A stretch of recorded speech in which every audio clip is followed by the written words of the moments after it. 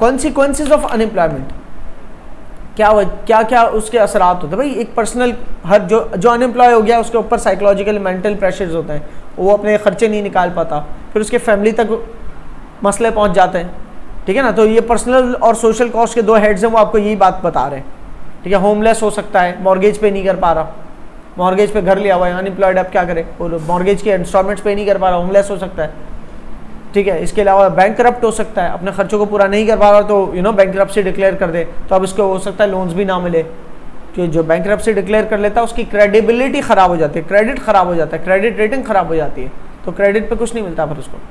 तो ये सारे बड़े मसाइल आ सकते हैं, ठीक है। फिर वो बहुत अरसे बाद एम्प्लॉयमेंट उसको दोबारा लगे, तब तक उसका जो स्किल लेवल था वो कम हो सकता है।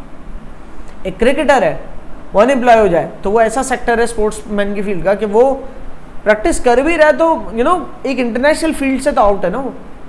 सो टू कम बैक देयर, ठीक है, वो बहुत एफर्ट्स करके आ भी जाते हैं, बहुत सारे अपना कम बैक करते हैं, लेकिन बहुत सारे कर ही नहीं पाते कम बैक।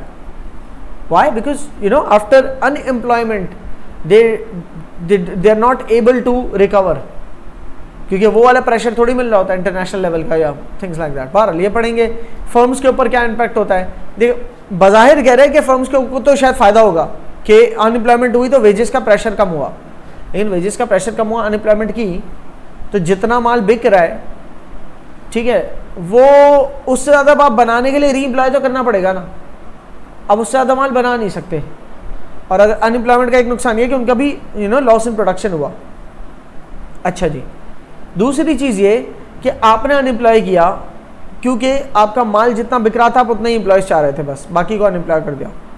वो जब अनएम्प्लॉय हुए तो वो जहाँ से ख़रीदारी करते थे वहाँ से ख़रीदारी करना कम कर देंगे, तो वहाँ से भी अनएम्प्लॉयमेंट होगी, और वहाँ से अनएम्प्लॉयमेंट होने की वजह से शायद आपका भी कल को माल बिकना बंद हो जाए। दैट्स हाउ वर्क्स ना। साइकिल तो फिर पूरी ऐसी ही पूरी आपकी इकोनॉमी ऐसे ही डोलती है ना, एक तरफ से दूसरी तरफ। और फिर आपका पर्सनल इंडिविजुअल हाउस होल्ड्स के ऊपर के दो हेड्स थे, फिर फर्म का, और तीसरा economic impact. Overall economic impact क्या होगा कि आपका अनएम्प्लॉयमेंट की वजह से आप प्रोडक्शन पॉसिबिलिटी कर्व के अंडर ऑपरेट कर रहे होगे।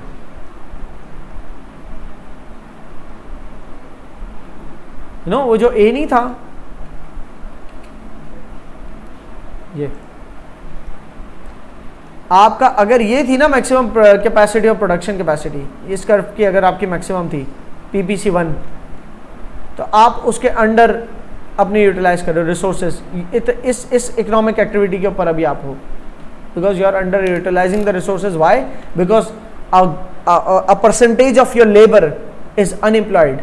Until you are not fully employed, you are underutilizing your resources.